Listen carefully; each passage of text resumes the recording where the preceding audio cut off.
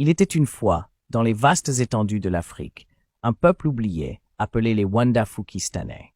Ils vivaient paisiblement au cœur de terres fertiles et de paysages majestueux, mais leur bonheur était éclipsé par la tyrannie d'un conquérant impitoyable, le redoutable général Biya.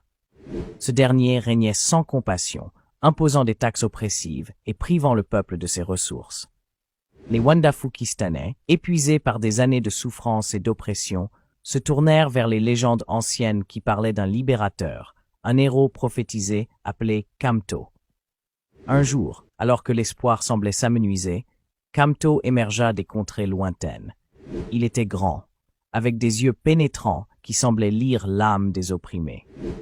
Portant une armure brillante façonnée à partir des métaux des montagnes sacrées, il chevauchait un destrier majestueux, sa cape flottant tel un étendard de justice.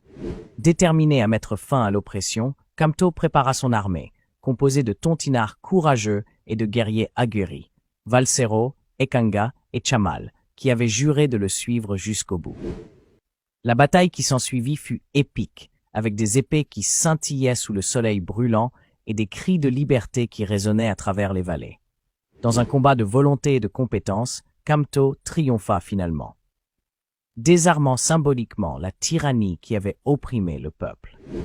Les Wanda-Fukistanais accueillirent leur libérateur avec des acclamations et des danses, honorant son courage et sa compassion. Ainsi, Kamto devint non seulement le conquérant qui libéra les Wanda-Fukistanais de leur souffrance, mais aussi le gardien de leur avenir, veillant à ce que la paix et la justice règnent sur leurs terres fertiles pour les générations à venir.